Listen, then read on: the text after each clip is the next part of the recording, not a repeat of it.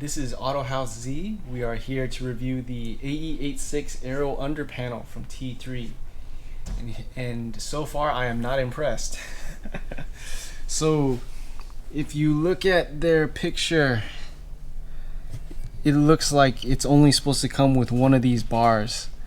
It looks like 1, 3, 4, 5 bolts. There's no hardware in this kit. There's no instructions in this kit. There's no instructions on the website. So we're gonna go install this blind.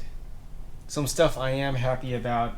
It looks like a big piece, but it's aluminum, so actually this thing's really light. It looks like it will be functional.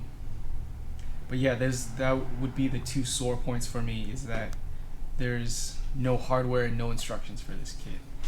So we'll take off the factory under tray on my car and then we'll take a look. Okay, so no instructions from T3, but luckily KSD Engineering has some instructions for the Beat Rush one, which this is, you can call this Beat Rush style. So it looks like this thing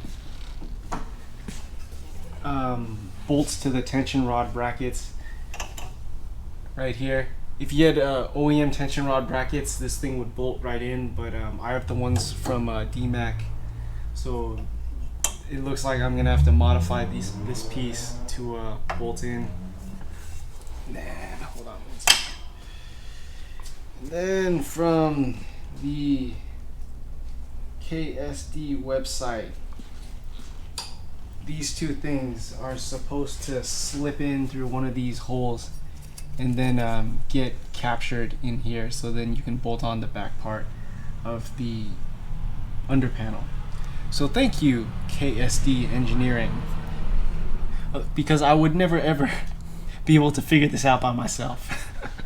Alright, so we had to modify the T3 piece because I have aftermarket tension rod brackets.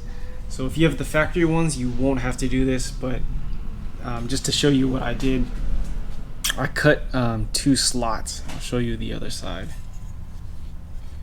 I cut 2 slots into this guy to clear this portion, and I'll show you guys installing this thing now.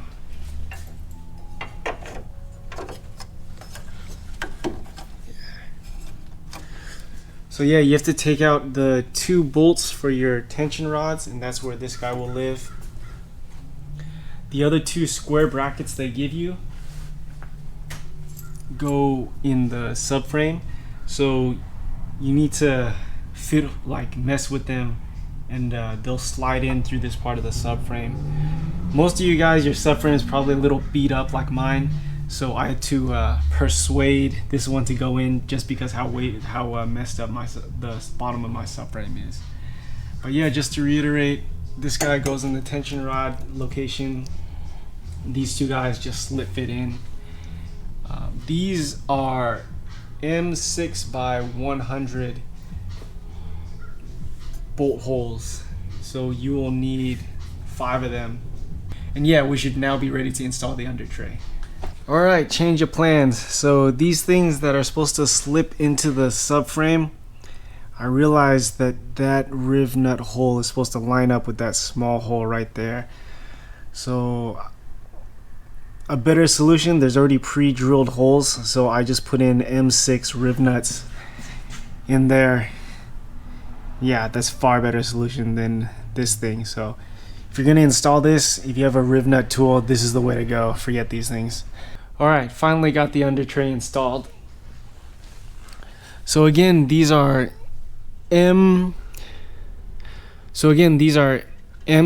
by 100.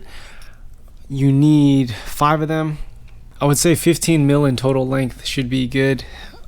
If they don't come with a washer, a big washer like this really helps.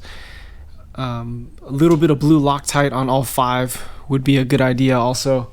I'll take this off and show you guys, but I actually had to drill one more hole forward to get these back holes to line up. To be very fair, every Corolla is like a little bit tweaked by now. This car has been in a major accident before too, so I don't blame that at all on T3. But yeah, you might have to play with this these two holes, either slot them out or re-drill two more forward like I did. The other thing, I have a power steering rack in here. This rack boot used to sit really close to this guy. I was afraid that moving the steering wheel back and forth, it was gonna rub through.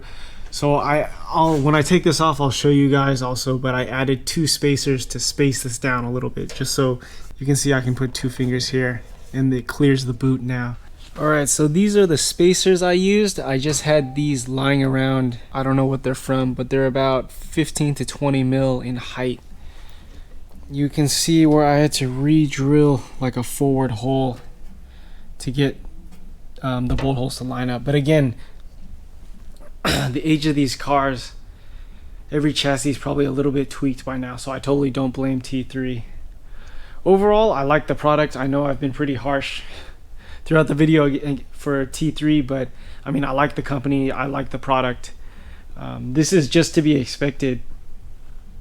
I always joke like every drop-in Corolla product's never really going to be drop-in. So yeah, Battle Garage is a distributor for T3. I will leave a link below to the website. Remember to like and subscribe and listen to the Autohaus podcast. Oh, one more thing.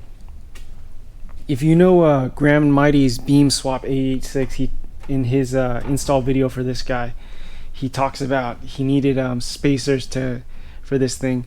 So if you have a swap that has like a dropped subframe like F20C or beams, you actually may need to get spacers or modify this a little bit more. Just fair warning ahead of time for you swap guys, but I recommend this product. So yeah, thank you guys for watching. Remember to like and subscribe and listen to the Autohaus podcast. All right, until next time.